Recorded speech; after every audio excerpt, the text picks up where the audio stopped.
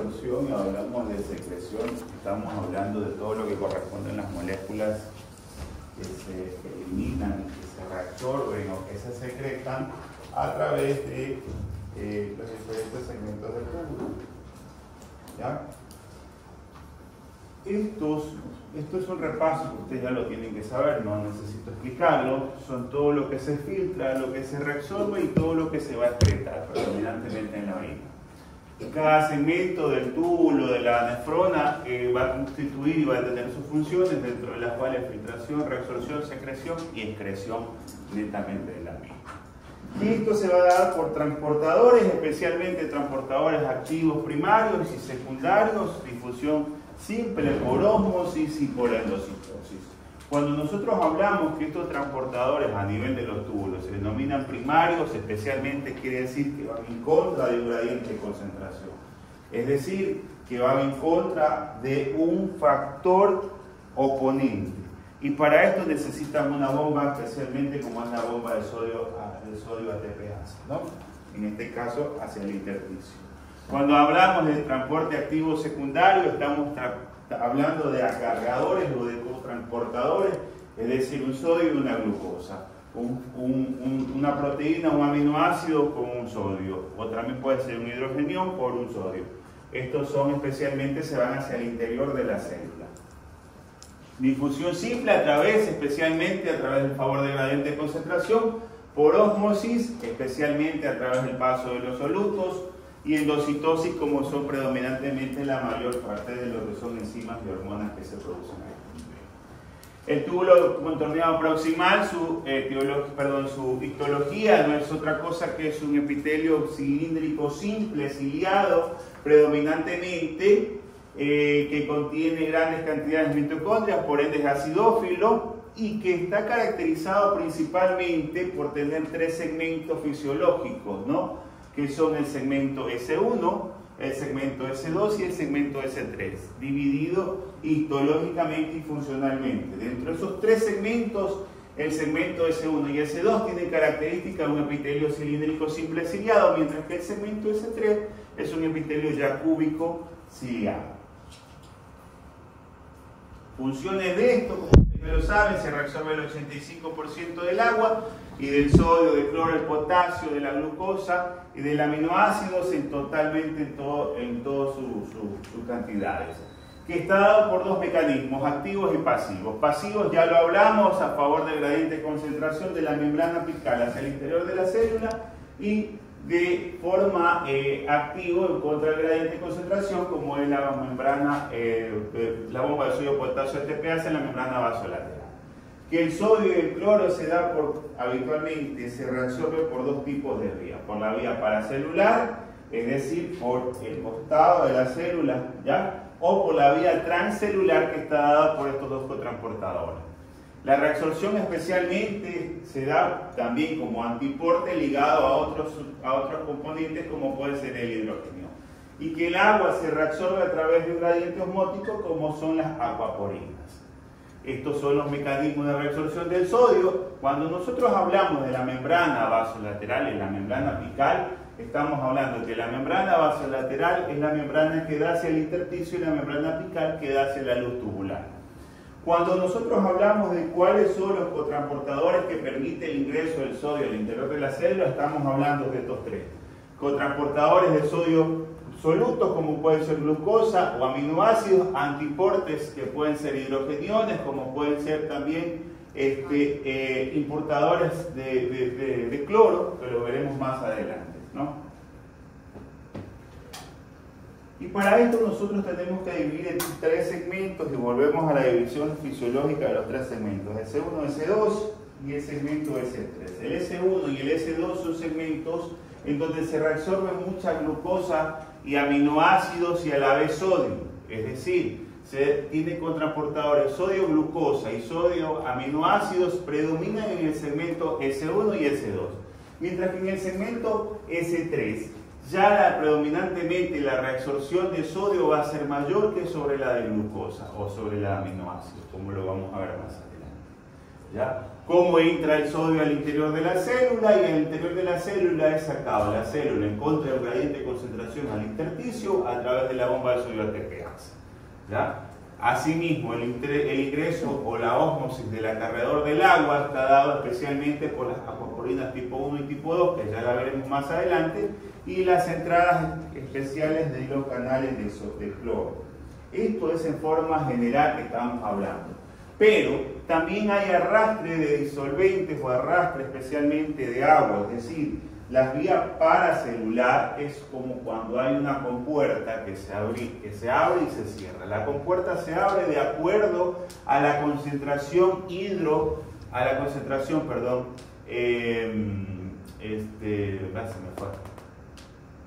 concentración de la polaridad de la luz tubular como a la polaridad del intersticio. Esto va a permitir que se abran estas compuertas y entren aguas, solutos como pueden ser cloro, sodio, potasio, que se arrastre debido a la apertura de la vía paracelular. ¿Ya? Ahora, ¿cómo nosotros podemos interpretar esto? Cuando nosotros hablamos especialmente de los cotransportadores de solutos, estamos hablando de un cotransportador como son los cotransportadores de glucosa, que en la actualidad son muy hablados y muy mencionados porque se utilizan en diferentes tipos de patologías, dentro de los cuales tenemos en el segmento S1 como son los transportadores SGLT2, que son predominantemente que reabsorben un sodio y una glucosa y que pasa al interior de la célula. El sodio ya saben que va a salir a través de la membrana de las bombas de sodio-potasio ATPasa y la glucosa sale a través de otros receptores a nivel de la membrana vasolateral como son los receptores GLUT tipo 2. ¿Ya? Mientras que en el segmento S3, que es el segmento cúbico, donde ya se reabsorbe predominantemente mayor cantidad de sodio que glucosa, ¿ya? Porque ya el segmento S1 y S2 lo hizo predominantemente, en este segmento se va a reabsorber más sodio y por ende entran dos sodios, una glucosa. Es lo mismo que yo explicaba alguna vez, cuando uno empieza o va a una fiesta, nosotros por lo general vamos con... al inicio de la fiesta te van a decir, bueno, la entrada es con pareja, un hombre y una mujer. Pero ya a partir cuando se va a terminar ya la fiesta, te permiten la entrada hasta de 3 o de 4. Lo mismo pasa acá. En el último segmento lo que se va predominantemente y se necesita ingresar es el sodio. Entonces aquí vamos a cargar dos sodios, una glucosa, en el último segmento del túbulo contorneado proximal. Ahora, ¿qué pasa aquí? Aquí el acarreador hacia la membrana vasolateral opuesta hacia el intersticio va a ser otro tipo de receptor, que es el receptor GLUT tipo 1, que es donde va a predominar el pase o el acarreo de la glucosa al interior de la célula. Ojo, la reabsorción de la glucosa se da en el 100%, la reabsorción del sodio en un 85%. Entonces, cuando pasa esto, existe algo que se llama cambio de potenciales electroquímicos en la luz tubular. ¿Por qué? Porque si yo tengo en la luz del túbulo, del túbulo, de la orina, tengo sodio, tengo glucosa, tengo potasio, tengo cloro, tengo una valencia predominantemente positiva por la gran cantidad de sodio que tengo. A medida que yo reabsorbo el sodio, la luz tubular tiende a negativizarse, a caer su voltaje. Entonces, al caer el voltaje, nosotros tenemos dos componentes importantes de equilibrio. Uno, que es el paso del cloro hacia el intersticio para compensar la valencia. Si tengo una valencia más negativa que positiva, tengo que reabsorber valencia negativa a través de la vía paracelular o a través de la vía transcelular por los canales de cloro para conservar esa valencia. Y segundo evento que se produce es algo que se denomina fuga de retorno de sodio. ¿Para qué? Para mantener la valencia que siga siendo positiva. ¿Por qué? Porque si yo tengo una valencia tubular negativa, voy a hacer predominantemente que se evite reabsorber los que tengan valencia negativa, como son el cloro. Entonces, predominantemente la valencia de la luz tubular tiene que estar positiva. ¿Ya? Cuando nosotros tenemos la reabsorción del bicarbonato, esto es reabsorción, no formación de bicarbonato de nuevo. Ojo, La reabsorción del bicarbonato se da especialmente por los antiportes. ¿Se recuerdan que nosotros vimos al inicio que decía cotransportadores de soluto sodio, antiportes hidrogeniones sodio? Acá pasa esto. Estos se activan predominantemente bajo ciertas circunstancias, especialmente de acidosis metabólica, que es donde yo voy a reabsorber o voy a intercambiar prácticamente sodio por hidrógeno. Pero en situaciones fisiológicas, nosotros reabsorbemos el 85% de ese bicarbonato. ¿Cómo lo hacemos? Habitualmente lo hacemos sacando, expulsando o secretando un hidrógeno hacia la luz tubular para permitir la unión del bicarbonato que se encuentra en la luz del túbulo, uniéndose con la anhidrasa carbónica, forman el ácido carbónico y a la vez esta misma anhidrasa permite el desdoblamiento entre agua y CO2. Como el CO2 es un gas, permite la libre difusión hacia el interior de la célula, donde se va a producir esta misma reacción química, pero que el producto final va a ser el bicarbonato. Y ese es el metabolismo o es el mecanismo en el cual se permite la reabsorción especialmente de bicarbonato. Mientras que en este segmento también hay algo que se denomina recirculado de potasio. ¿Ya? En el recirculado de potasio, para mantener esta bomba de ATP, sodio-potasio, permite que el potasio que está en el interior de la célula sea reciclado y permita que esta bomba siga trabajando. Porque predominantemente, ¿dónde hay más potasio? ¿En el intersticio o en la célula? En la célula, muy bien. Entonces así tenemos nosotros que cuando hablamos de secreción, hablamos que puede tener secreciones de cantidades exorbitantes, habituales, como pueden ser de sales biliares, oxalatos, uratos, catecolaminas, que se eliminan especialmente, como son las... se me fue. Bueno. Antibióticos como son las penicilinas, las salicilatos y sustancias habitualmente que se calculan para permitir la excreción de los mismos. ¿Ya? El otro segmento es la asa de Hegler. La asa de Hegler es un epitelio habitualmente de transición porque consta de dos segmentos y que de acuerdo a su anatomía están divididas en corticales y medulares. Corticales o cortas y medulares largas, que ya veremos más adelante cuál es su función, y que de acuerdo a esto se permite no solamente la reabsorción, sino también la secreción de ciertas sustancias.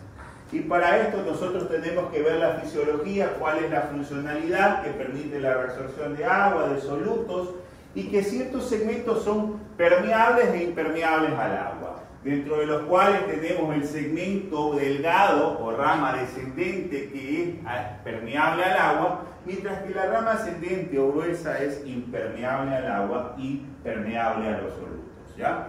Mientras que el asa, que esto es, ahora se ha dividido así, rama descendente, asa, rama ascendente, tiene una función importante en permanecer o darle la osmolaridad o la hiperosmolaridad a la médula renal. ¿Ya? Y aquí tenemos nosotros cómo podemos ver cómo se va a producir. La rama descendente absorbe el 40% del agua que no fue absorbida en el túbulo contorneado proximal.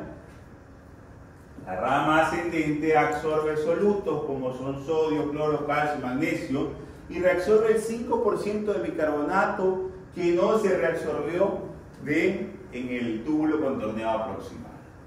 Y para esto nosotros vamos a ir viendo que en este segmento de la rama descendente delgada está constituido por un epitelio plano. ¿Se recuerdan que nosotros cuando vimos el túbulo contorneado proximal era cilíndrico, simple y ciliado?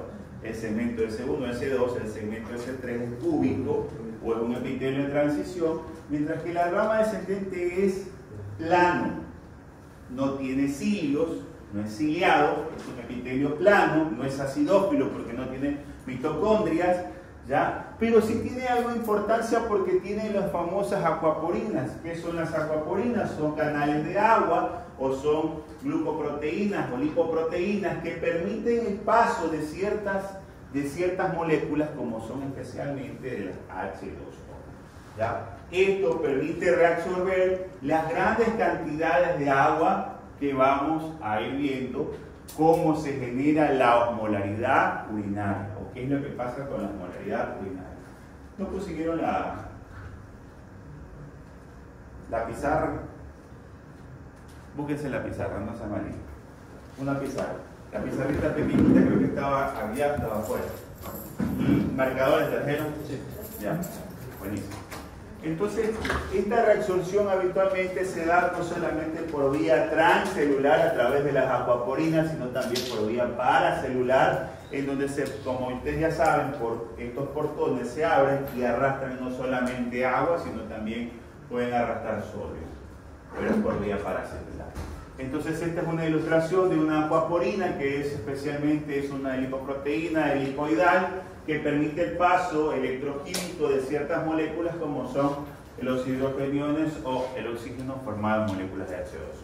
Ahora, esto es la función de la rama descendente. Hablamos de que es un epitelio simple, ¿verdad? No es ciliado, caracterizado especialmente por la permeabilidad del agua y no reabsorbe ningún soluto por vía transcelular. Si lo reabsorbe es por vía paracelular. La rama ascendente es lo contrario. La rama ascendente reabsorbe especialmente grandes cantidades de solutos especiales como son, volvemos a hablar a lo mismo que aquí mencionábamos que se reabsorbe el 5% del bicarbonato y se está dando especialmente volvemos a hablar de los antiportes sódios y hidrogeniones que pasa el mismo evento que en el túbulo contorneado proximal y permite la reabsorción del bicarbonato en su 5%.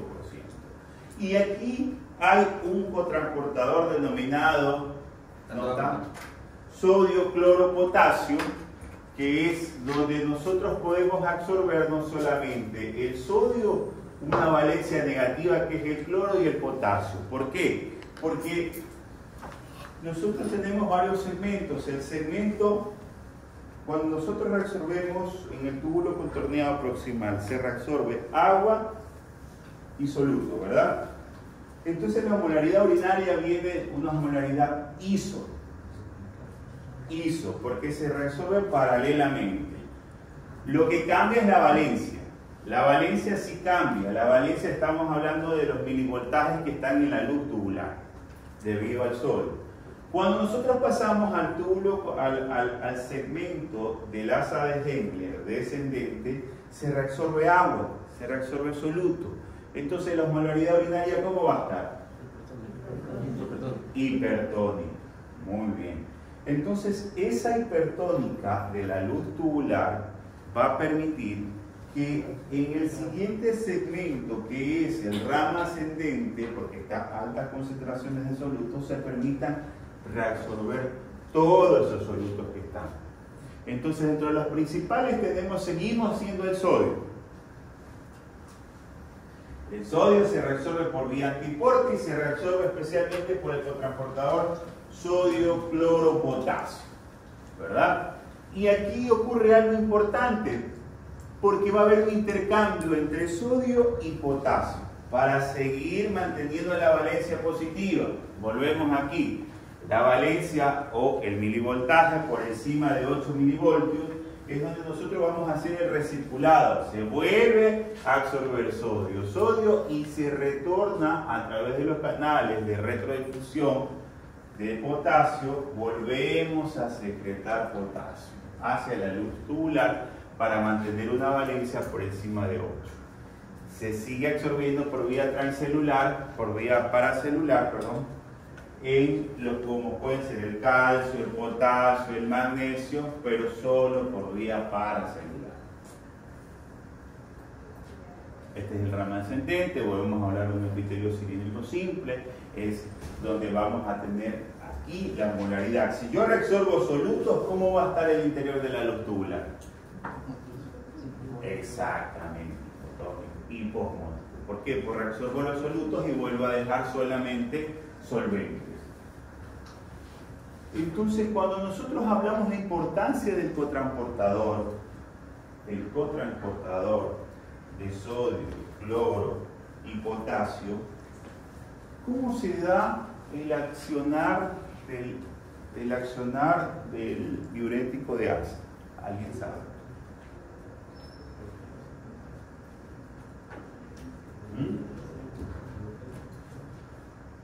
Bloqueando los cuatro transportadores de sodio, cloro y potasio.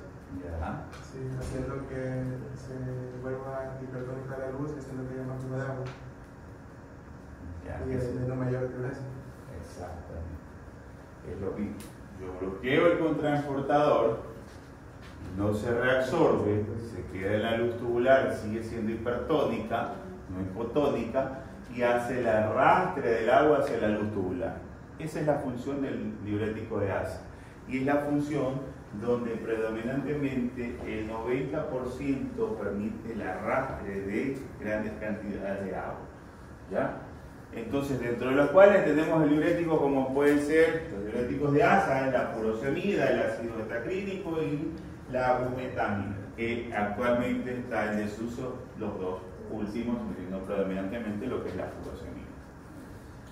Entonces, en la reabsorción especial, se recuerdan que nosotros hablamos en embriología que el túbulo contorneado distal está constituido por dos segmentos, la yema ureteral y la blastémera, ¿verdad? Y dentro de los cuales la porción inicial está procedido especialmente por la blastémera, tiene la función de reabsorción especial, dentro de los cuales lentamente seguimos la reabsorción a través de los cotransportadores sodio-cloro, donde me permite el paso, especialmente seguir reabsorbiendo ya sodio en menos cantidades y cloro.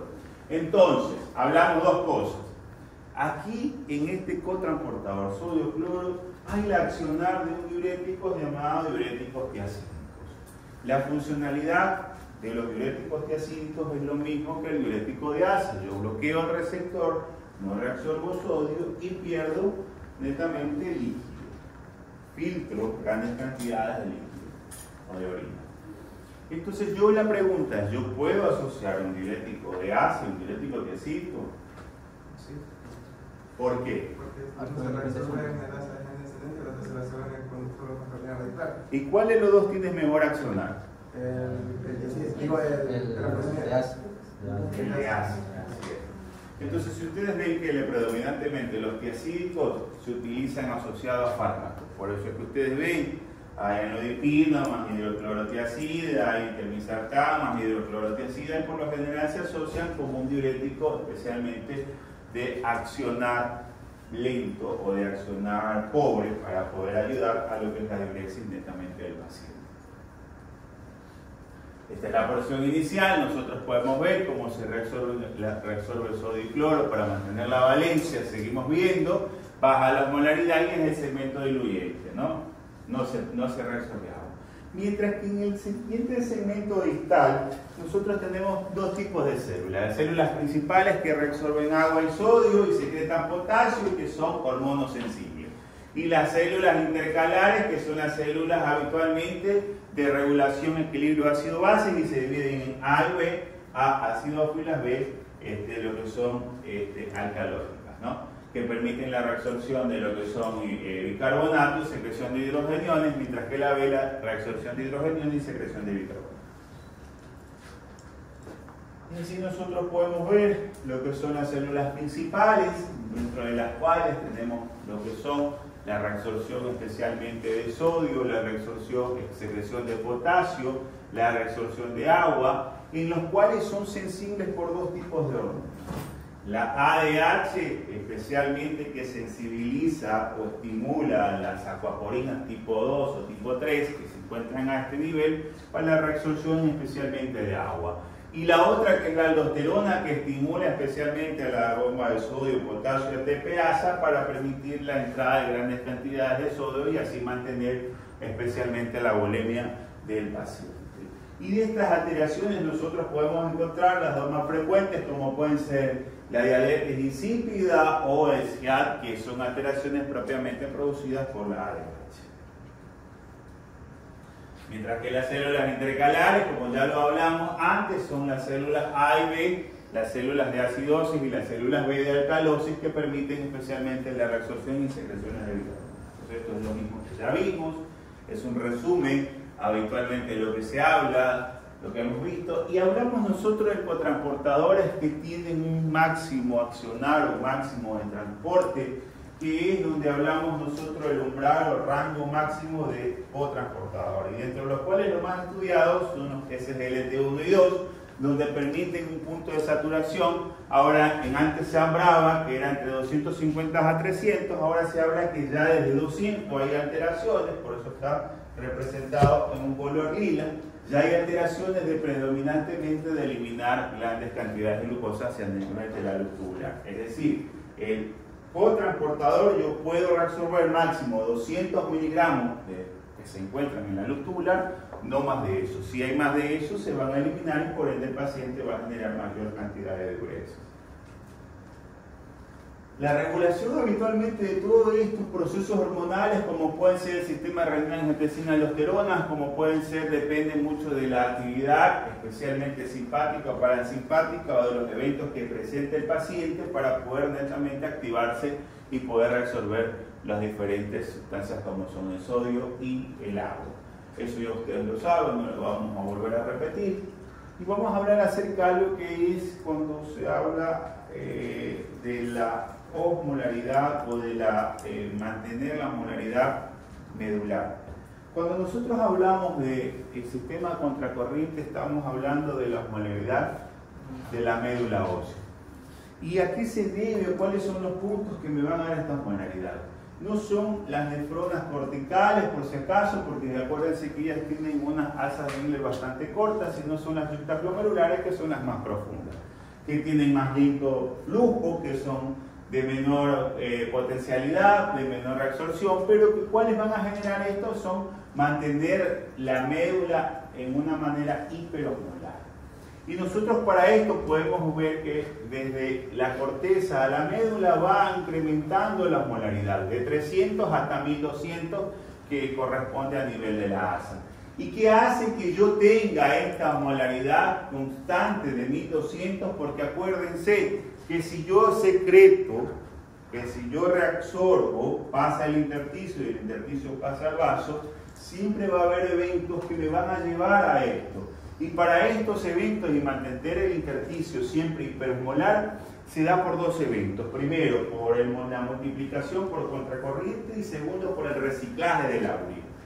La multiplicación contracorriente no es otra cosa que está dado por eventos especiales como son el sodio y el cloro en diferentes regiones del segmento y del intersticio, por dos eventos, por el efecto único y por el flujo de los líquidos tubulares. Y lo vamos a ver. ¿Qué es el efecto único? ¿Alguien sabe?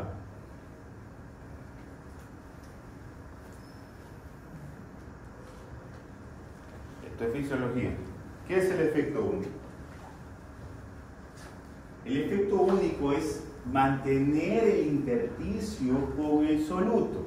Especialmente, si hablamos nosotros que esta es la luz tubular y las pelotitas negras representan los solutos, yo estoy absorbiendo el 85% del agua y estoy absorbiendo el 100% de glucosa y de aminoácidos a nivel del túbulo contorneado y de agua. Entonces, si yo reabsorbo agua a ese nivel insoluto, ¿por qué no tengo grandes cantidades de solutos a ese nivel?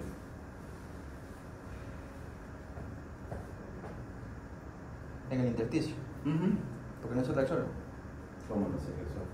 Porque ustedes mencionaban que en el túbulo contorneado proximal se reabsorbe glucosa y aminoácidos, pero no se reabsorbe una gran cantidad de solutos. No. A ver. Ya lo pasé.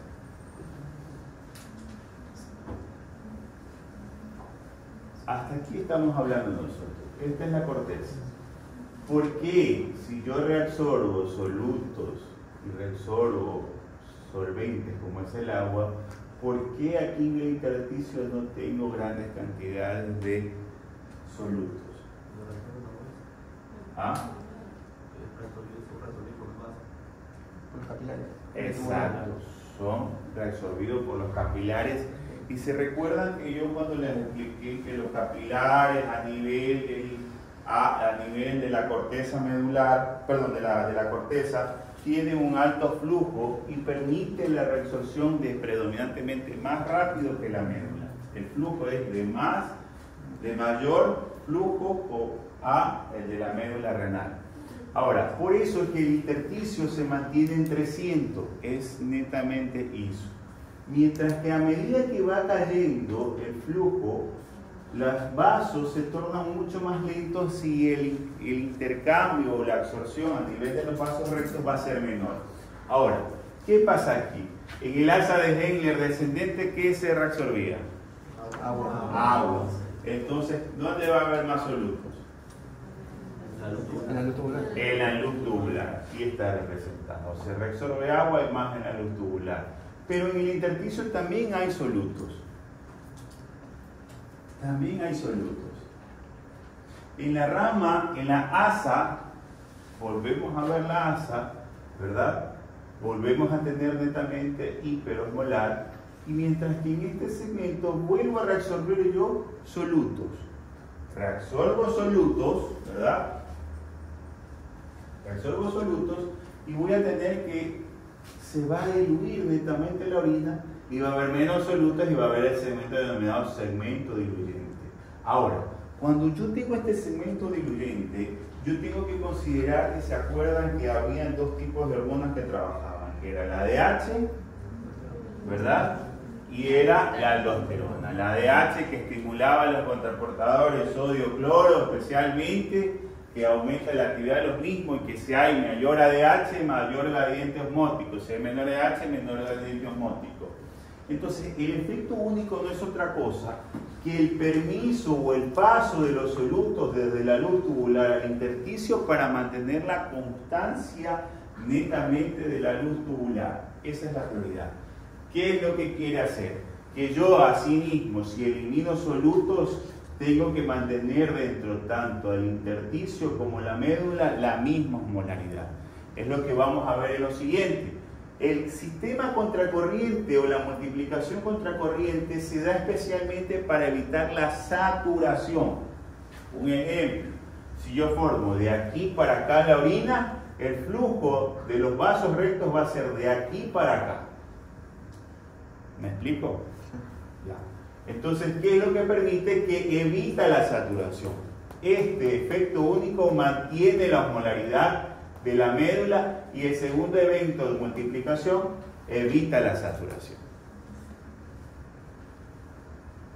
Y aquí viene otro evento que hace que ese intersticio, ese efecto único se mantenga. Dos cosas. Una, el reciclaje de la urea y segundo, el sodio y cloro o el cloruro de sodio que se mantiene en el intersticio dado por el efecto único.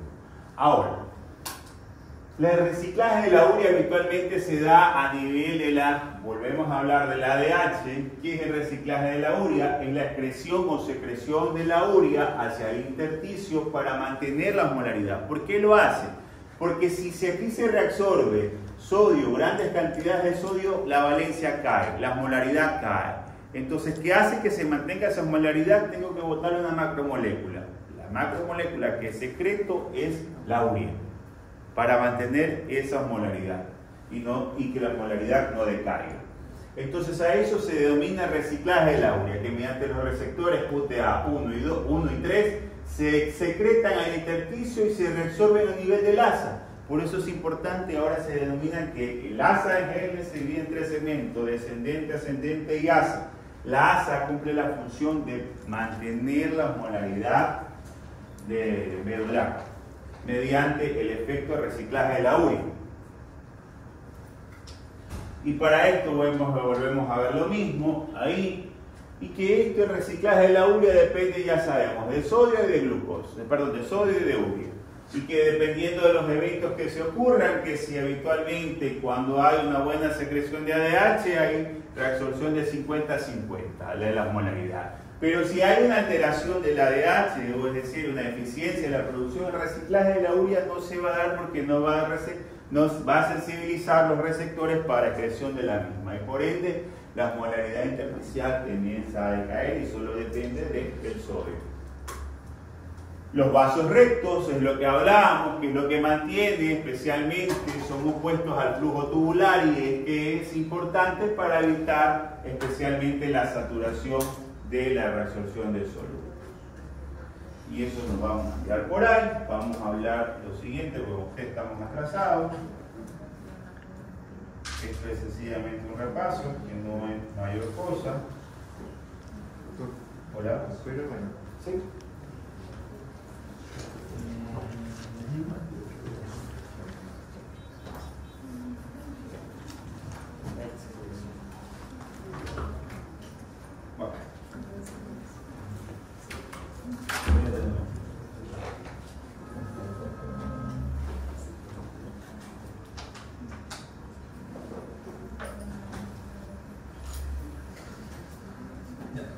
A ver, cuando nosotros hablamos de interpretación del examen de la orina, ¿para qué ustedes utilizan un examen de orina, señor? Doctor, usted, que le manda cruzada, ¿por qué utiliza un examen de orina? Para detectar alteraciones a nivel de lo normal, por ejemplo, la presencia de hematíes, de células. Ya, usted, doctor. Para examinar si hay de pronto presencia de proteínas en la orina, daño en la membrana sería en este caso. O sea, si hay presencia de proteínas en la orina y daño en la membrana. O sea, no. ¿Ya? ¿Usted, doctora? Para poder ver la función, si está, no, o sea, si la función del riñón está normal, si hay un paso de algún, por ejemplo, de glucosa o esa, una mayor infección o el filtrado celular. ¿En qué se divide, doctor, el examen de orina? Se que valoramos para la sustancia que vamos a encontrar. ¿Cómo se ve el examen de orina? Físico, químico y saliva. ¿Qué es el físico, doctor? En el físico observamos parámetros como por ejemplo la turbidez de la orina, el color de la orina. ¿Qué más? El pH, bueno, creo que pH no es técnico. ¿Y qué se refiere con la microscopía, doctor?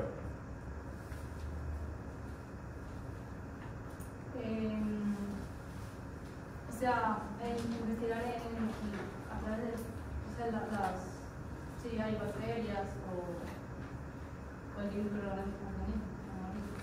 Ya.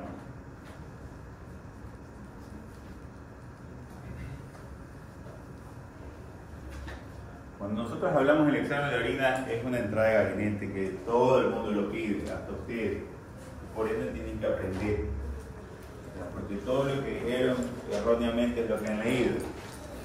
Cuando nosotros pedimos una prueba de examen de orina, puede ser desde lo más sencillo hasta lo más complejo y depende de cómo yo lo vea. Porque a mí me pueden mostrar un examen de orina y me puede estar diciendo que el paciente tiene cetoacidosis, que el paciente tiene proteinuria, que el paciente tiene una infección de vías urinarias, que el paciente tiene una pielonefritis, que tiene una urosexis. Pero si yo no lo sé leer, no lo sé interpretar, no sirve de nada. Entonces, para esto yo he podido dividirse o plantearse los dos puntos de vista. Primero, diagnóstico y tratamiento, especialmente de las enfermedades renales, que estamos hablando, proteinuria, cuerpo cetónico, lo que ustedes quieran valorar, y del tracto urinario que haga sospechar una infección de vías urinarias, ¿no es verdad? Si hablamos de enfermedades metabólicas no directamente, estamos hablando, por un ejemplo, de los diabéticos, yo tengo pérdida de cuerpos cetónicos, más glucosa en la orina, me hace sospechar de que es una alteración metabólica reflejada a nivel urinario. Entonces son cosas que yo los puedo plantear desde esos dos puntos de vista. Puede ser mucho más, pero para mí son los dos principales.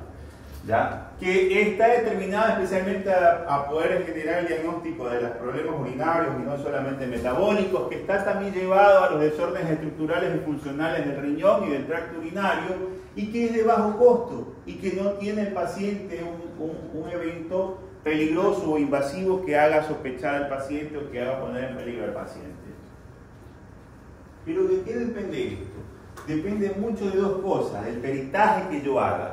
Porque es la peor estupidez pedir un examen de orina y no sé por qué lo pido. Porque es bonito, porque se escucha bonito y porque se ve bonito. Tienen que saber por qué lo pido y explicarle al paciente cómo se debe tomar la muestra de orina. Por un ejemplo, si yo voy a un consultorio y digo, doctor, tengo molestias, ardor, dolor al orinar, y dice, señor, le va a mandar a hacer un examen de orina. Pero si ustedes no le explican al paciente, el paciente no sabe cómo hacerlo. ¿Ya? Entonces yo le digo, a ver, señor, usted va, yo le voy a mandar a hacer un examen de orina porque está infectado, estoy sospechando que tiene una infección de vías urinarias. Pues bueno, se va a hacer primero, antes de recoger la muestra, se hace un buen aseo de sus partes íntimas o se región perineal con jaboncito. Luego de esto, compra el recipiente, abre el recipiente, saca la tapa, no le coloca, no entra en contacto su miembro o cualquier recipiente, sino que tiene que caer el chorro directamente sobre el recipiente. ¿Ya? Taparlo y ponerlo en la fundita donde está.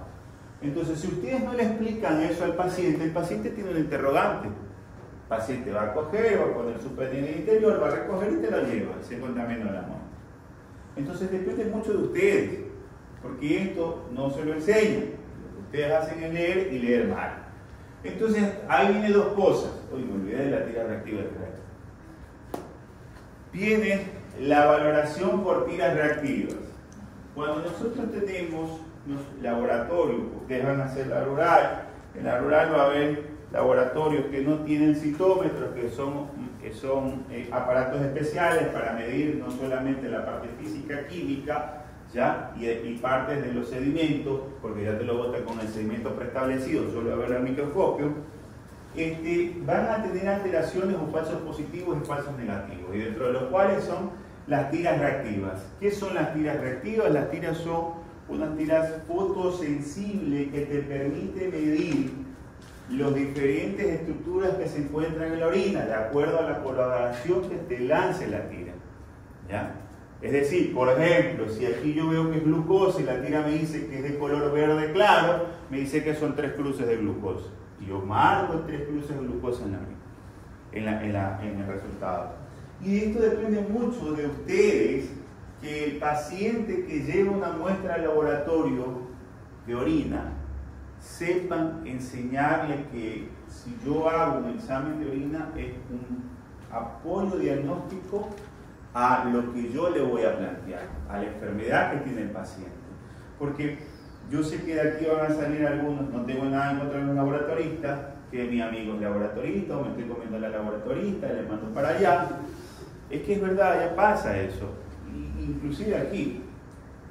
Y entonces es la peor estupidez, porque tú mandas al paciente, al laboratorista, como no tiene citómetro, pero tiene esto que es más barato, lo hace. Y vamos a ver diagnósticos erróneos. Entonces yo le veo esto al paciente y le digo, señor, está mal tomada esta muestra, vamos a hacerlo de otra manera en otro laboratorio, y lo hace. ¿Ya? Pero en cambio, si viene con un buen examen de orina indicándote que no te dice indicios de proteína, no te dice indicios de cuerpo cetónico, sino que te dice proteína 150 miligramos por decilitro, cuerpo cetónico 700 miligramos por decilitro, glucosa 1000 miligramos por decilitro, entonces a mí ya me está diciendo que esto es netamente un citómetro y que está bien tomada la muestra, está bien medida la muestra, y por ende si yo tengo un citómetro, necesito o saber cómo está lo que es la microscopía o el sedimento. ¿Ya? Entonces, por eso es que ustedes ven aquí erróneamente mal diagnosticado. ¿Por qué ha pasado? Porque cuando ustedes sean internos, les mandan a decir, y estén en ginecología, a ver, mijito, anda, tómate una muestra de proteinúria de la paciente fulana de tal. Va el interno medio dormido, puta, regó las tiras, las recogió para que no se lo puteen, lo vuelven a meter y esas tiras son fotosensibles. Se dañaron todas las tiras. Entonces, y ahí viene el diagnóstico erróneo. Va el interno medio dormido, mete en el recipiente y dice, tiene proteinúria 4 cruces, doctora. Va a la otra y dice, ay, tiene 4 cruces, preeclampsia. Llama al nefrólogo, puta. Viene el nefrólogo y dice, pero tiene 24 horas, 150. ¿A quién creen que se lo van a putear? Al interno no, al residente por estúpido. Porque es verdad, el interno no tiene la culpa, porque nadie le enseñó. ¿Ah? Entonces ella dice, ay doctor, es que a lo mejor algo erróneo, ¿cómo tomaron la mano? Ay, no, es que yo no mandé el interno, ahí está la cagada. Y es verdad, no se ríen, es verdad. Entonces yo mido parámetros físicos, químicos y microscópicos que antes se denominaban sedimentos, se siguen denominando sedimentos. Y para esto se puede determinar los aspectos color, olor, volumen, pH, densidad, de acuerdo a los parámetros del examen físico, que el color, como ustedes ya lo saben, predominantemente está dado por lo que son los urocromos, las urobilinas y las uroeritrinas, que estos valores dependen mucho de dos cosas, del metabolismo basal y de los eventos que presenta el paciente, o las patologías que presenta el paciente, dentro de los cuales tenemos especialmente los urocromos. Es decir, que si yo como más carne, ¿quiénes comen 3 veces a la semana carne aquí? Todos, ¿verdad?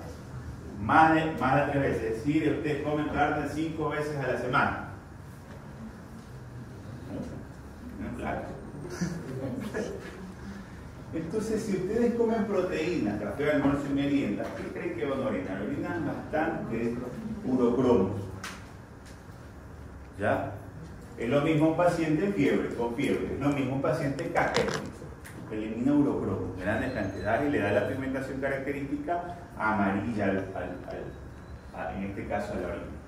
Pigmentos rosados como son las uroretrinas, especialmente en los ácidos úricos y cristales de uratos, que se hacen confundir muchas veces con procesos netamente de hematuria. La orina clara, porque hay pacientes que te dicen, no, yo orino clarito como Wittix. Le inyecta de grandes cantidades de líquidos, es un paciente hidrópico que toma muchos líquidos y que orina demasiado claro y hay una orina muy diluida. La orina oscura puede referirse a que hay una grave deshidratación o hay una alteración netamente en los procesos de reabsorción. ¿Ya? El aspecto sigue siendo transparente, de color amarillo claro, porque ese es el color de la orina, ¿ya? Y que depende mucho de esto, de la temperatura, del pH y de la hidratación que tenga el paciente en vivo o en vitro. El aspecto se puede basarse especialmente en el estudio del sedimento urinario, que me puede dar, como puede ser turbidez, como son los cristales, especialmente cuando hay temperatura, especialmente cuando hay presencia de grandes cantidades de ácido úrico, ¿ya? Especialmente cuando hay eritrocitos, glóbulos blancos o células escamativas epiteliales, como son en las infecciones de vías urinarias o en las pielonefritis. Puede ser incoloro, en el caso que está la orina muy diluida, como en el caso de la diabetes insípida, turbio, en el caso que estén procesos netamente infecciosos o bacterianos, lechosos, en el caso de una piuria. Amarillentos, anaranjados, ¿qué les da el color amarillento? Anaranjados son las bilirrubinas y las urobilinas, que son especialmente, se dan en grados de dos cosas, en que procesos hepáticos o procesos de deshidrataciones severas que tenga el paciente, en el caso especialmente de una fiebre intensa que pase por encima de 38 grados centígrados. Esto lo vemos mucho en los niños, ¿ya? Amarillo verdoso, seguimos viendo, esto ya lo estamos viendo, cuando nosotros vemos amarillo verdoso, ¿se han visto ustedes que son los procesos de la coluria? Como ustedes han visto, los que han ido a hospitales, ¿se han visto alguna vez una orina colúrica? Ni por video, ni por YouTube. A veces nosotros vemos como, cuando nosotros hacemos procesos hepáticos, como son la hepatitis, sea la hepatitis que sea, puede ser hepatitis A, B, C y D, o la hepatitis autoinmune, se comienzan a perder lo que son bilirrubinas y biliverdinas, conjugadas y no conjugadas. Y por ende se pierden a través de la orina y pierden dos cosas. No solamente se pierde la bilirrubina o la biliverdina, sino también que se pierden descamaciones de proteínas. ¿Por qué? Porque es una sustancia que habitualmente no se debe filtrar. ¿Ya? Y al filtrarse y a perderse a través de la orina, porque por eso le da el color amarillento al paciente o el color verde al paciente, histérico, tiene que perderse por algún sitio. Entonces se tiene que perder por la orina. ¿Ya? El color rojo, especialmente en los casos de eritrocitos, presencia de lo que son mioglobinas, porfinas, hemoglobinurias o procesos muchas veces de contaminación por la menstruación. Color azul verdoso, esto es característico, especialmente producido por los procesos de la pseudomona o muchas veces las fístulas que se producen vesicales que van a llevar a dar esta coloración característica. El color es subjetivo y existe dependiendo de las cantidades de enfermedades y de los pigmentos, es decir, depende mucho de la enfermedad que yo tenga, va a tener la coloración de la orina. Y también muchas veces de los pigmentos no solamente endógenos, porque todos estos pigmentos, urocromos, bilirrubinas y las biliverdina y las eretrinas son netamente endógenos, que produce el cuerpo. Pero también hay pigmentos exógenos. ¿Quién ha comido remolacha y orinado rojo? Todos, ¿ya? ¿Quién ha tomado una pastilla que se llama, que toma para las infecciones de vías urinarias? No, hay otra. Bueno, porque orinan roja también, ¿ya? Entonces, depende mucho de los pigmentos exógenos que ustedes puedan consumir. Y ahí tenemos nosotros una característica de las cantidades de coloraciones que podemos ver y que de acuerdo a esta coloración no me implica que el paciente tenga esa patología, me puede hacer sospechar que tenga. O sea, y tengo que tener un fundamento para el diagnóstico. Volvemos a ver lo mismo, el olor. ¿La orina tiene un olor característico, sí o no? Sí. ¿Cuál es el olor? Amoníaco. Muy bien. Ese es el olor característico de la orina.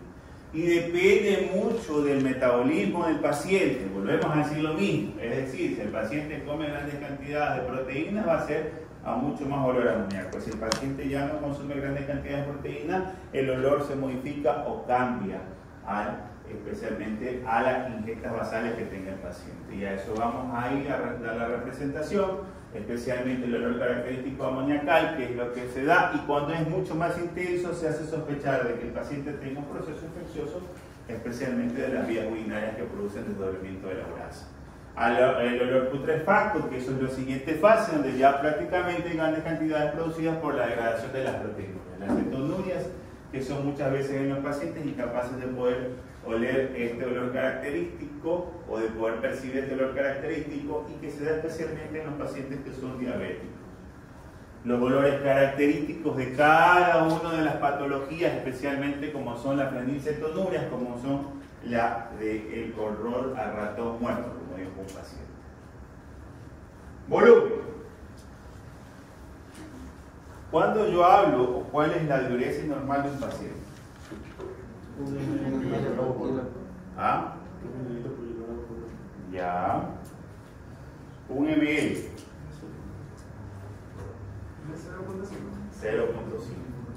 0.5 ml por kilogramo hora. Ese es el valor o el rango, el corte de un volumen de diuresis normal del paciente. Por encima de esto, yo puedo definir que el paciente tiene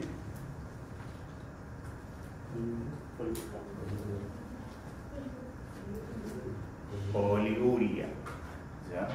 Y por debajo de este, oliguria. Muy bien. Entonces ese es el corte que ustedes tienen que entender. Cuando nosotros dicen cuál es el volumen urinario, nosotros tenemos que tenerlo claro.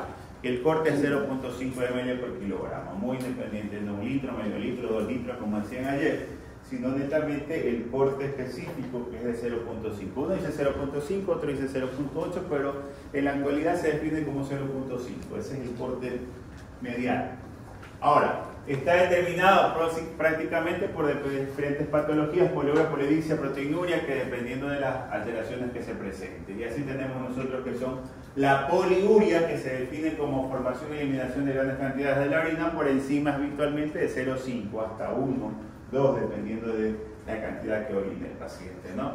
Que esto puede ser una poliuria, puede ser fisiológica, porque el paciente ingiere grandes cantidades de fluidos, ¿ya?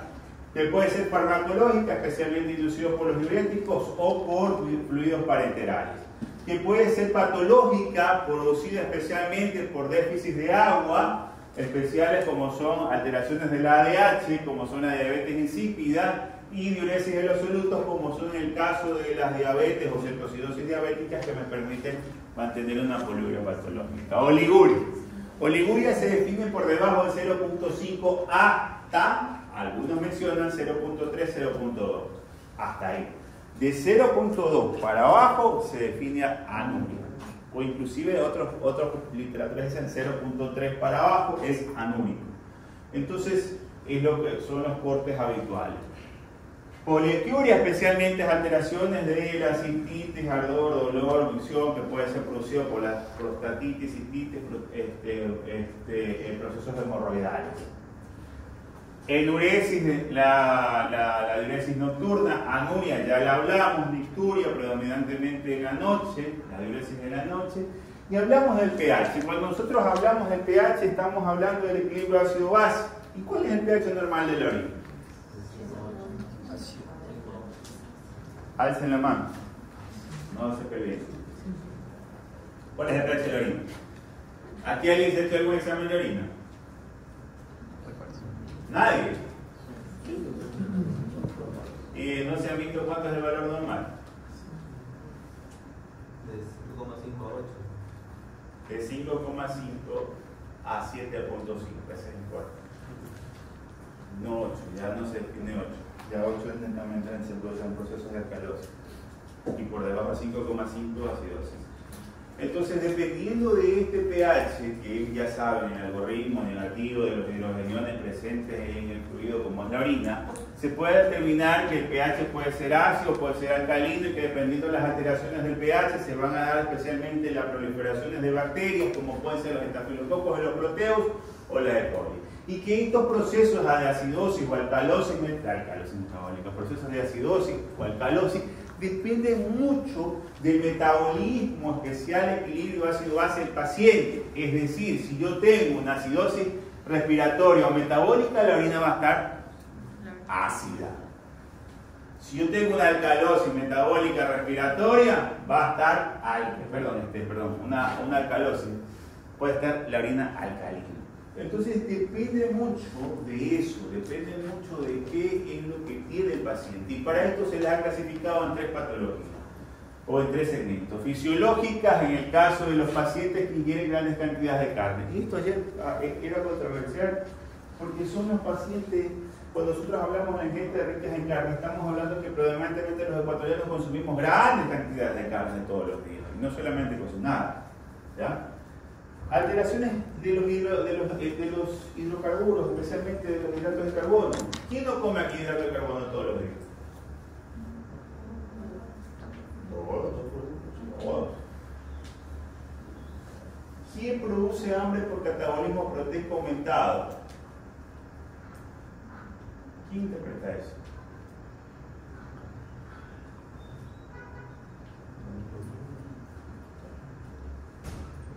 Ejercicio muscular prolongado. Hambre por catabolismo proteico aumentado. Destruye ¿Qué se destruye? el músculo, o sea, la proteína muscular. Ya. ¿Y en qué evento se da eso? La nutrición. ¿Ah? La nutrición por ese catabolismo proteico para tener nutrientes. ¿Cuándo se comienza a producir pérdida? ¿Cuándo se comienza a producir ruptura del músculo? No. A ver. ¿Cuándo comienza el organismo a producir hambre por catabolismo proteico aumentado? Eso. Y ahí vienen las cosas importantes. Los famosos ayunos prolongados y las famosas medias cetónicas. ¿Ya? Entonces, eso era uno de los puntos que hablábamos ayer con un compañero de ustedes que hacen una dieta cetónica y me decían, pero yo he bajado de peso, sí, has bajado de peso, pero todo tiene un umbral de corte. No puedes seguir haciendo dieta cetónica porque a la larga vas a generar proteinuria. Porque ¿qué es lo que se pierde en la orina? ¿Cuándo se comienza a formar el cuerpo cetónico? ¿A cuántas horas de inanición?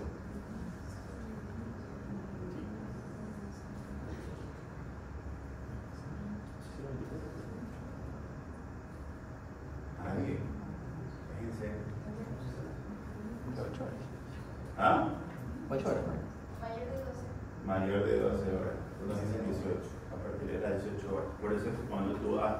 hacer un examen de orina y te dice, cuerpo cetónico positivo, este paciente está en ayuno más de 12 horas. Entonces, los cuerpos cetónicos se comienzan a hacer a partir de las 12 horas. Entonces, ¿qué te dice el ayuno prolongado? El ayuno prolongado te dice, porque los nutricionistas te la venden así, es que el ayuno prolongado es característico para mejorar netamente la reestructuración celular, que se eliminan las células muertas generando la activación GC1, GC2 y estimula especialmente el metabolismo. Váyase a la mierda, por puta, porque es un paciente diabético, es un paciente inflamado. ¿Cómo le vas a dar a un paciente inflamado que se deje de comer y que se autocoma a él mismo generando grandes cuerpos cetónicos? Es lo que yo le decía a tu compañero, eso no se puede hacer. Yo le doy, ¿y para qué se hizo las dietas cetónicas a los deportistas de alto rendimiento? Para ellos se hicieron esas dietas. Los ayunos prolongados igualmente, porque son personas que están netamente sin patologías previas, que alguien vio que bajaron de peso, pusieron a un paciente, bajó de peso pero cagó al riñón. Y además las dietas no se dan más allá de 3 meses. Se dan 3 meses, se descansa 2 meses y se da 3 meses más. ¿Y qué es lo que hace la dieta? La dieta te educa a comer. Porque ¿cuál es la principal fuente de energía? El carbohidrato. Entonces tú no le puedes permitir que el carbohidrato se desdoble en glucosa y que agarrar la proteína para que se doble la glucosa, el cuerpo final son 2 cosas, ácido láctico y son cuerpos cetónicos. Eso es química básica. Entonces, pero alguien lo vio elegante, dieta cetónica y ayuno intermitente. Y ahí vienen 2 cosas. ¿Qué pasa cuando yo tengo que eliminar los cuerpos cetónicos? ¿Qué son los cuerpos cetónicos? Los cuerpos cetónicos no son otra cosa que son rocas que tengo que moverlas. Si yo no tomo agua, nunca se van a mover. Y viene otra cosa que no le explican al paciente, que si yo le doy carga proteica, esto sí lo vimos nosotros, ¿te acuerdas? Que si yo le doy al paciente una carga proteica alta y aparte le doy una carga proteica por vía oral, en suplemento, en lo que sea que le da, es una carga proteica demasiado alta que se va a perder por ¿dónde? Por la orina. El paciente tiene proteinuria. Peor si es un paciente diabético, que ya por ser obeso o por ser gordito ya tiene cambios escleróticos importantes, focal y segmentario, porque esa es la patología de la glomerulopatía de los obesos, la esclerosis focal y segmentaria. Entonces ya desde ahí, pero el paciente dice, yo no tengo proteinuria, doctor, sí, chucha, pero vas hacia allá porque estás perdiendo podocito. Te hago un examen de una podocitopatía, una podocituria, medirlo, estás perdiendo podocito y vas hacia allá. Entonces, son cosas que se generan alteraciones y yo le voy a dar una dieta a ese paciente con carga proteica, lo que estoy haciendo es que si le voy por ahí, se lo voy a hacer a él. El daño no lo veo ahora, lo veo de aquí a unos 10 años. O sea, estos pacientes van a ser míos de aquí a 10 años y me voy a poner una unidad de diálisis, por puta, que aquí caen contenido. En serio. Aquí los espero yo bajando. Ahí está la plata. Es en serio, no se rían. Uno tiene que ser lógico. Porque la mente humana, si no le es estúpida, créanme que se dejan engañar. Hasta ustedes. Aquí tiene que haber uno que tiene que haber hecho. No solo uno, más de uno. Y los que son más variantes son las mujeres. Entonces, eso pasa con los pacientes. Ay, no, doctor, pero si yo no tengo proteinuria ahorita, me dirás en un par de años. ¿Ya? Desórdenes orgánicos, cualquiera que sea que me produzca alteraciones. Drogas, especialmente, como pueden ser las furosemidas. Los procesos alcalinos, esta es otra cosa que también hemos podido captar. Cuando hubo la pandemia, había las famosas megadosis de vitamina C. ¿A qué no le pusieron? ¿Y sabían que la vitamina C se reabsorbe? ¿Cuánto se tiene que reabsorber de vitamina C al día? En serio, son médicos y no saben eso. ¿Cuánto es la absorción del ácido ascórbico en 24 horas?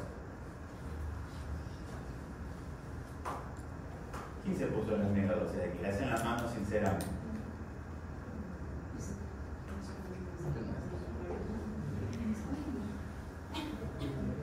megadosis, la reabsorción de vitamina C o la absorción de la misma no se da más allá de 500. Por eso es que te dan las tabletas de 500. ¡Denle un gramo, señora! Mentira, la misma mierda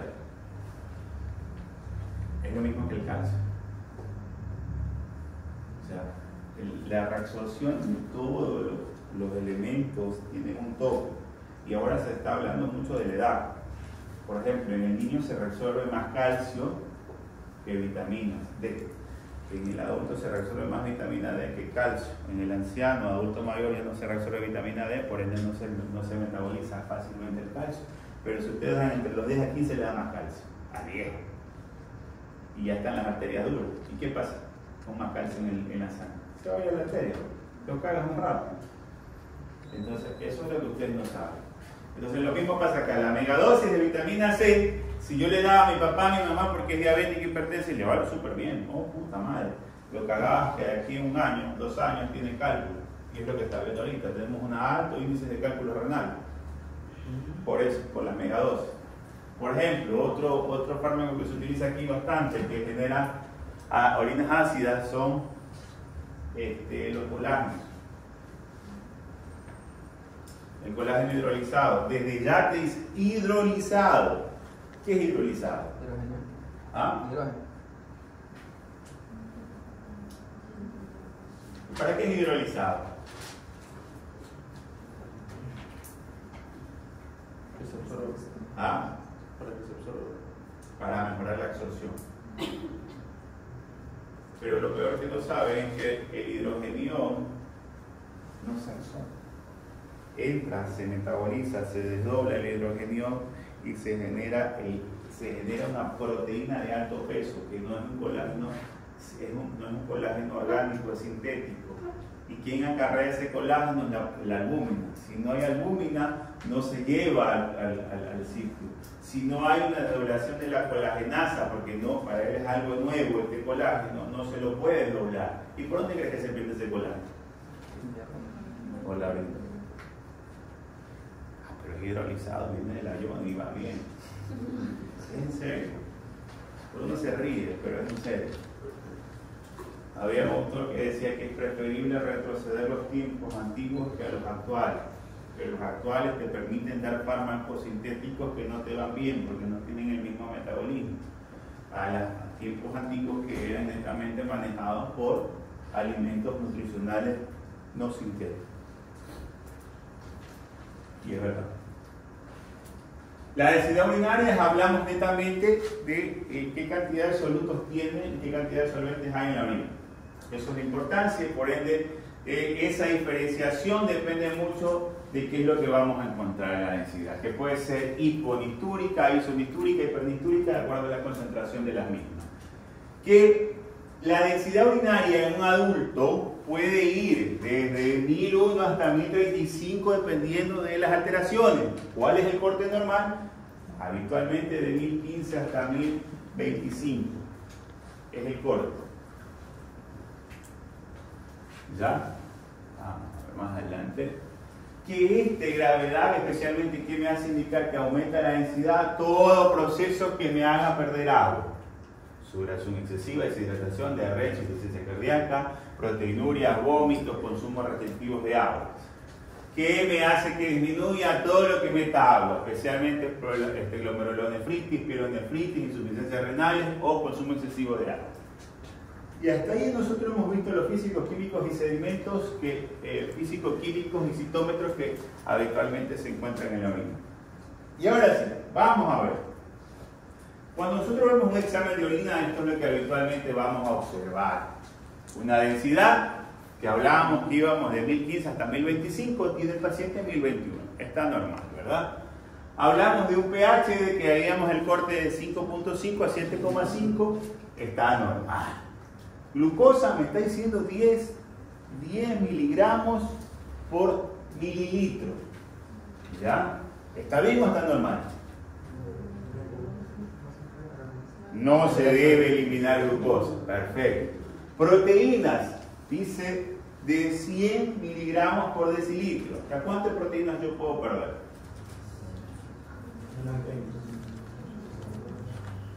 ¿Quién dijo menos? Se puede perder hasta menos de 30, pero acuérdense que hay dos tipos de proteínas, globulares y tubulares. Glomerulares y tubulares. Glomerulares que se filtran a través de glomérulos y tubulares que se secretan a medida de la descamación tubular que está bien. Entonces se pierden proteínas. ¿Ya? Bueno, se puede perder hasta 100 miligramos por decilitros, algunos dicen, otros dicen menos.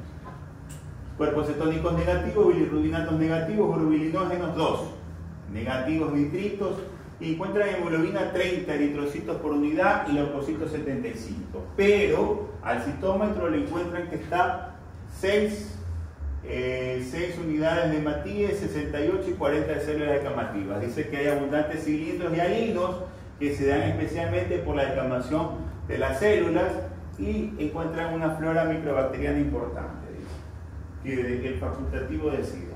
Entonces, esto es lo que yo voy a encontrar es una buena medida de un examen de orina. Que van a encontrar la diferencia. Bueno, esta es la tira reactiva que habitualmente se utiliza en la mayoría de los laboratorios de aquí de Ecuador. Conózcanla, que van a hacer cuando estén haciendo micología, van a ser su fiel compañero y apestosos a orina. Esto es lo que se mide habitualmente: el pH, densidad, proteína, glucosa, urobilinógeno, nitritos, leucocitos y sangre, que depende mucho de su grado de efectividad. Estos son los parámetros que habitualmente nosotros medimos. Glucosa negativo, negativo para proteínas, hasta 100 es un corte mínimo y por eso te lo nombran siempre, bilirrubinas, urobilinógenos, de 5 a 8. Ese es un corte relativo porque mide dos cosas. Depende mucho si el citómetro o la tira reactiva lo marca. ¿Ya? Porque eso es dos cosas importantes. El citómetro es un aparato que si yo le pongo el corte de 0,5 a 7,5, él me va a marcar que ese es el rango normal. Pero si yo lo tengo de 5 a 8, el citómetro me lo va a tomar como normal. ¿Sí me explico? Pero por eso te lo pone el laboratorista. El pH de la orina es de 5, te dice. Ah, ya. Y él te pone como rango normal 5 a 5,8. Perdón, de 5 a 8. Pero tú ya sabes que está alterado. Cuerpos cetónicos negativos, la densidad urinaria puede ir exactamente de 1005 hasta 1025. Unos dicen eso, otros dicen de 1015. Hemoglobinuria negativo y todo lo que yo encuentro en el sedimento. Y ahora sí, ¿qué ven ustedes en ese examen de laboratorio? Rapidito, 3 segundos.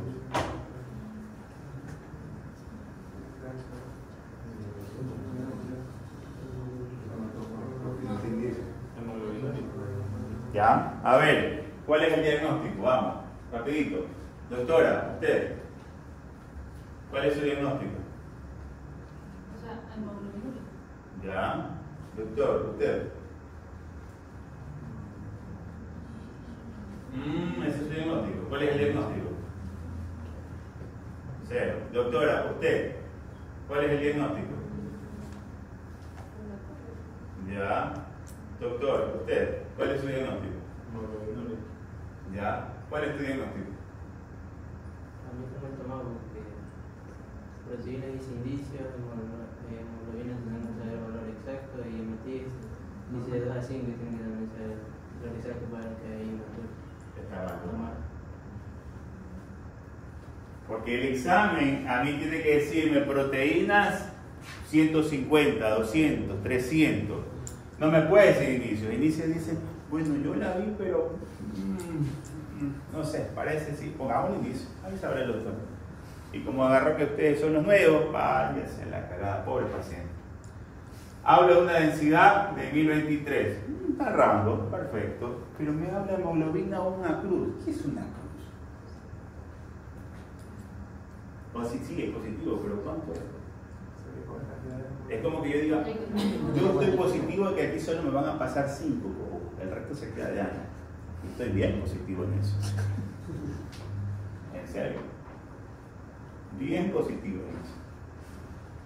Pero él se olvida de que el sedimento me dice cuántos hematíes están. De 3 a 5. Es un corte para mí óptimo. Entonces lo que me está diciendo es que esa frutilla no vale. Eso es de un laboratorio Juanito Pijuaga. Volvemos a lo mismo. ¿Qué ven ahí?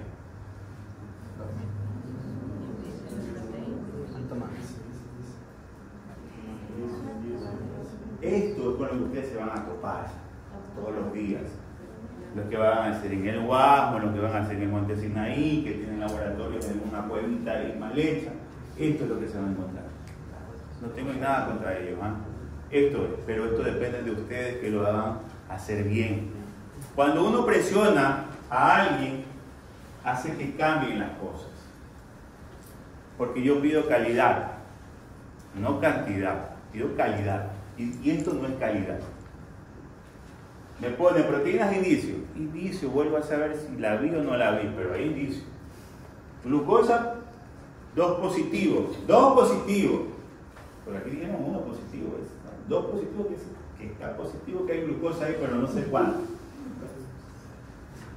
Nitril, cuerpo cetónico, inicio otra vez, ese ahí parece que el inicio ya está, ya apagó la vieja. Densidad 1020. Hemoglobinas negativos, leucocitos de 10 a 30 por campos y células escamosas moderadas. No me dice qué cantidad de células está perdiendo. Esas son. Yo, por esto, porque yo relaciono a esto, más la clínica de la paciente, yo puedo decir, esta señora, ¿usted es diabética? Sí, doctor, yo soy diabética y ya me molesta al orinar. Yo digo que para mí es una infección de vías urinarias porque tiene leucocitos por campo. ¿Ya?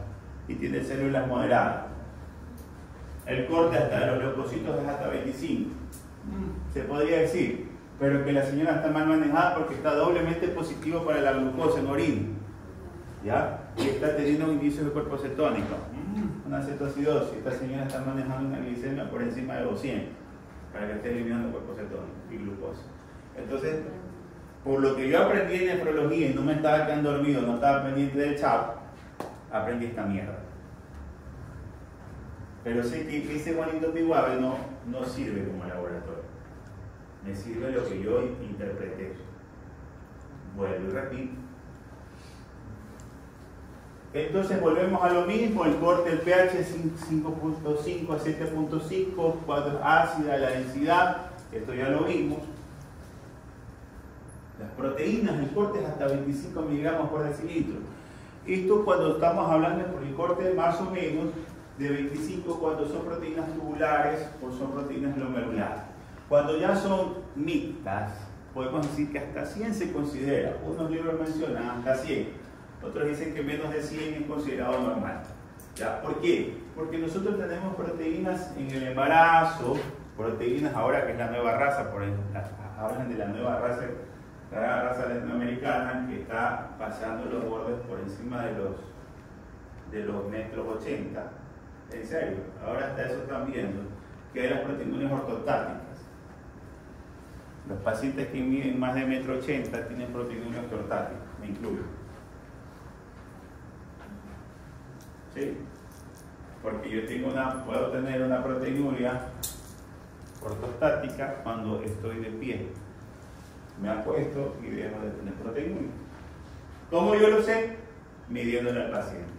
Doctor, ahora hay muchas de las campañas que se hacen que si tú tienes orina en la espuma es daño renal. El paciente ya ve, chuta, orina, sopla a buscar un nefrólogo. Y te haces, tú le dices proteína. No, señor, está bien. Pero el hombre dice, doctor, pero yo tengo proteína en la orina. Pero está bien el corte, te dice, está normal. ¿Cómo yo sé?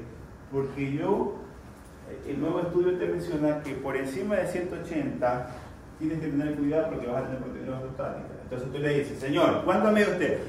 Yo mido 2 metros, doctor. Perfecto, ya tú de ahí tienes un test escrito. 2 metros. Segundo, ¿usted cuándo ve que orina con espuma? Doctor, por el día, pero por la noche me sorprende que no hago. Otro test. Sí. Entonces, ¿cómo yo hago para catalogarlo? Le digo, señor, usted va a dividir la orina de la mañana de todo el día hasta acostarse y la orina de la noche de acostarse hasta levantarse. Y la estudio por indicación. Proteína en orina de 24 horas y microalbuminuria para ambos. Y ahí te salta la proteinuria ortostática, que es predominantemente en la mañana, en el día, porque el paciente está de pie. A eso se debe a los cambios ya vimos eso, ¿verdad?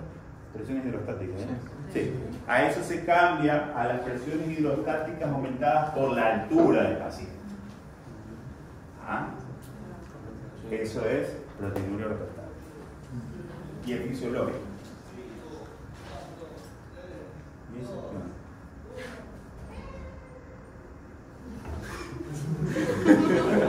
El que haga eso de los míos lo voto, ¿ah? Falsos negativos. ¿Quién me puede dar un falso negativo? ¿Ya? Las tiras reactivas son sensibles especialmente a la albúmina. Esto es importante. Cuando yo hago, Juanito Pihuave hace, lo único que mide es la albúmina, pero no son detectables las de bajas concentraciones como son las gamma-globulinas y las proteínas de Messenger. Y a eso voy dos cosas que ustedes mandan a hacerle por vuelvo y repito, porque tengo compromiso con mi amigo, porque me estoy comiendo en el laboratorio, y le mando ya porque ya sabe. Entonces, y él dice, proteínas negativas, pero el paciente dice, doctor, es que estoy brindando con espuma. No, señor, usted le pague, dice, tome esto. Ha pasado, y a mí me ha llegado, pacientes que tienen proteinuria, y la proteinuria, como es medida por la tira, y solo mide la albúmina, no te piden las gamma globulinas ni las proteínas de Messenger, el paciente tiene glomerulopatía. Entonces tú le mandas a hacer proteína en 24 horas y el paciente te arroja 3 gramos de proteína. Mandas a hacer la electrografía y te dice proteínas de Messenger. Entonces ahí ¿qué quieres hacerle tú al médico? Por eso es que les corre mal a los médicos generales. ¿Es en serio? Por eso. Entonces viene acá donde es el nefrólogo, y el nefrólogo es un pobre hueputa, como yo le dice, vaya, métale, vale 5 hueputa por producto. ¿Y tú qué crees que va a hacer el paciente del otro?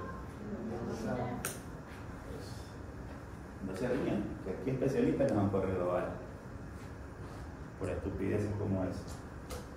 Falsos positivos, que me hacen sospechar que el paciente, por hacer, porque el paciente está bien acá tira el loquito, se lavan con bovidina en las partes íntimas, recogen mala muestra, o el recipiente le meten bovidina y ahí está la falla. ¿Ya? Antibióticos que estén tomando quinolonas, y tengo que preguntarle al paciente, señor, ¿usted está tomando por ese caso antibióticos? Sí, doctor, ciprofloxacina. Ah, perfecto, no, la recoge después. De desinfectantes de amonio cuaternario, como son especialmente como son la clorexidina. Ya, la clorexidina. Esto es importante porque a veces hay pacientes que compran los recipientes ¿cómo se llama? En estas farmacias que te venden recipientes, y esos recipientes son reenvasados. Es decir, por ejemplo, si aquí yo compré aceite, yo los lavé y los lavé con clorexidina, la cagada. Entonces siempre yo a mis pacientes, ustedes han escuchado, yo les mando, tómese el agua, y ahí en el agua la recojo. El recipiente del agua. Porque tú sabes que ahí estuvo envasado en agua, no otra cosa. Entonces ahí hay una buena recolección y el paciente no le mandas a comprar. Pero como son del OVNI, van a ser ustedes del OVNI, del Inter, no señora, me compra acá el recipiente, es súper bueno. Y ahí está la cagada, porque también he tenido pacientes así. Vienen aquí corriendo, doctores, que ya la doctora ya me dejó el chino, me cobraba $120 la consulta, y los exámenes en $600, ¿sí o no? $600 y ya mi bolsillo no da chucha, pagaste eso y el chucha no me pagaste nada. Y tú le hace, señora, no gaste el recipiente, solo recoja el agua, hacela y la recoge. Negativo. Chucha madre, ¿por qué no me cayó en ese paciente? Enfermedades asociadas sistémicas, renales, prerrenales, hiporrenales, que habitualmente es lo que vemos nosotros en ese ámbito. Urobilinógenos, ya saben que solo se pierde menos de 1 miligramo por decilitro cuando hay alteración de urobilinógeno. Hay proceso porque el urobilinógeno también le da la coloración mucho a la orina y depende mucho de las biliverdinas que se pierden. Cuando están por encima de este rango se consideran positivos. ¿Y qué me da? Falsos positivos en el caso habitualmente de la sulfamina, que estemos consumiendo sulfamina o ácido parabenzoico. Bilirrubinas menos de 0.12, especialmente cuando son conjugadas o no conjugadas, que son de acuerdo a las patologías que se presenten. ¿Qué me dan falsos positivos cuando están asociadas a materia fecal o especialmente asociadas a algún fármaco de contraste? Perdón un momento. Hola. Hola. ¿Cómo está, licenciada? Buenos días. ¿Cómo le va? Oiga, no, yo se lo dejé ahí.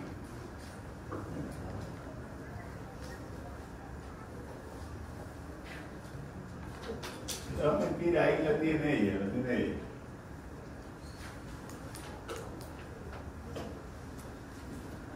Ah, venga a verlo, pero venga a verlo con un bolón y café, pues, si no, no se lo da.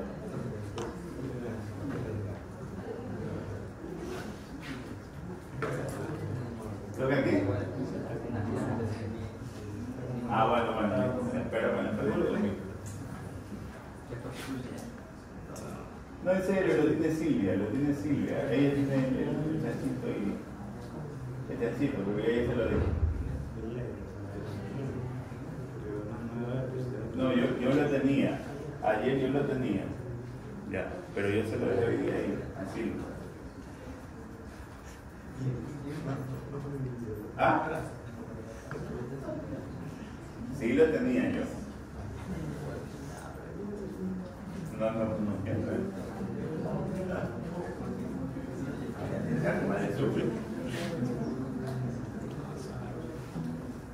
Bueno. Él no, pero yo sí, pues. Él no, pero yo sí, pues.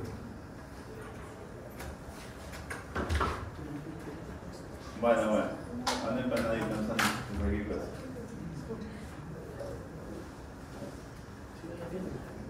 Bueno, listo. Ya espero, ¿verdad? Sí.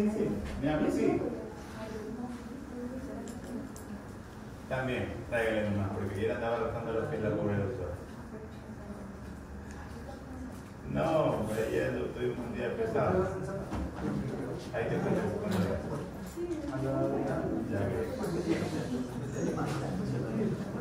Entonces, bueno, tenemos nitritos, no son detectables, son positivos cuando nosotros tenemos un problema de infección de vías urinarias, y negativos habitualmente cuando están asociados a otros procesos, especialmente que no generen nitritos como son los meterococos, pseudomonas o levaduras.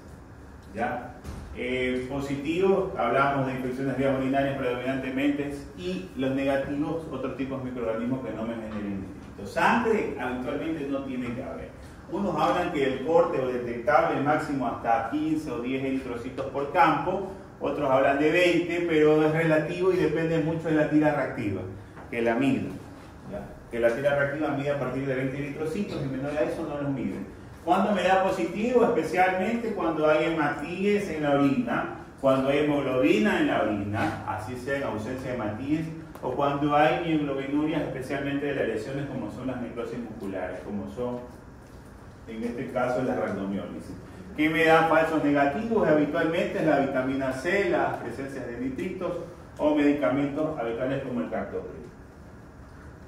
Leucocitos negativos, unos hablan que el corte máximo es hasta 25 leucocitos por campo, otros te hablan que menos de eso, unos dicen hasta 10, otros dicen... ¿Por qué? Porque hay descamación en bloque de las células. Por ejemplo, las células del epitelio cilíndrico simple se pueden desprender propiamente por envejecimiento y se escapan no solamente leucocitos sino también eritrocitos. Por ende se tienen que encontrar hasta 25, otros dicen menos, eritrocitos por campo es normal. ¿Ya? ¿Cuándo me dan positivos? Habitualmente cuando hay, pueden ser falsos positivos cuando hay lesiones habitualmente, especialmente en las chicas, que haya presencia de secreciones vaginales o ureterales, y falsos negativos como son especialmente en pacientes que estén tomando grandes cantidades de albúmina o ácidos ascórbicos o glucosa. ¿Cómo yo sé que un paciente tiene alteración de leucocitos? Cuando hay presencia de células descamativas abundantes. Es decir, que no es fisiológico que se descame todo el epitelio, sino patológico. Más leucocitos, más molestias al paciente, eso es una infección de vías urinarias aquí y en la chica. Entonces es importante que ustedes correlacionen con la clínica. Cuerpos cetónicos habitualmente negativos, menor de 5 miligramos por decilitro, que pueden ser no diabéticos y diabéticos. No diabéticos para los que beben mucho. Ahí está. Bebidas alcohólicas, dietas por carbohidratos, los ayunos prolongados, y es lo que ya hablamos nosotros en antes. Y los diabéticos, como pueden ser los problemas de cetocidosis diabética. Glucosa no es relevante encontrarlo porque ya lo sabemos que se reabsorbe toda la glucosa. Esto es de este año, que ha hablado mucho de que a partir de los 180, otro autor decía que a partir de los 200, ya se presentaba la glucosa y no se podía reabsorber la glucosa tubular y por ende secretaban en la orina. Esto es nuevo, esto de los 180. Y se habla mucho de que estas alteraciones sin hiperglicemias pueden ser por los embarazos, enfermedades renales, especialmente por contactos de sustancias nefrotóxicas, o que pueden ser producidos especiales con hiperglicemias, como puede ser la diabetes, especialmente los tumores, el síndrome de Cushing, el hipertiroidismo o el pleocronósico. Y bueno, por ahora nos vamos a quedar ahí porque ya estoy cansado de hablar. ¿Ya? ¿Qué es importante que ustedes sepan de esto, de físico, químico y sedimento? Es que ustedes tienen que aprender a interpretar lo que tienen al frente. Con la clínica, más lo que voy a pedir, no es de pedir por pedir. Si yo tengo al paciente y quiero hacer un buen control metabólico, pues le pido un examen de orina sencillo, porque no cuesta más allá, creo que $2-3 el examen, y me puede dar una gran importancia, una gran medida de cómo está el paciente en condiciones que se encuentran metabólicamente. ¿Ya? ¿Y para qué me sirve a mí el sedimento o para qué yo veo la microscopía? Para corroborar el diagnóstico. Por ejemplo, es lo que yo hablaba.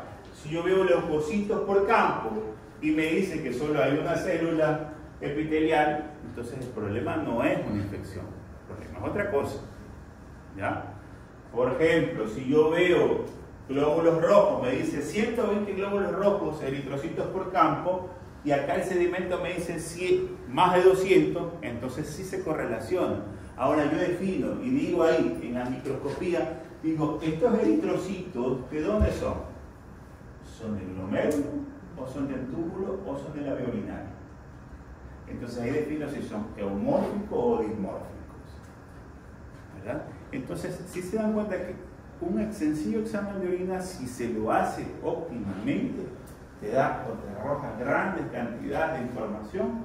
Si tú preguntarle al paciente y si tú pedir muchas cosas, como habitualmente les pedimos, porque actualmente la mayoría de los médicos se basan mucho en los laboratorios, son médicos de laboratorio. Entonces, no, yo no puedo pedir eso, tengo que pedir. Hay una nueva técnica que te hablan, es que los laboratoristas son tan hijos putas que ahora te dividen, que te dicen, no, la microscopía electrónica, la microscopía ya no te la quieren hacer, es aparte. Ahí te describo si el eritrocito es eumórfico o es dismórfico. Aquí no, porque eso ya no va aquí en el corte, que deberían hacer. Y eso es lo que yo peleo con los de aquí. Los de aquí a mí a lo menos sí me describen qué tipo de eritrocito es. Entonces son cosas que ustedes tienen que pedir para que las cosas mejoren. Nos vamos a quedar ahí, chicos. Nos vemos en la siguiente clase. En la siguiente clase nos vamos a tomar lección.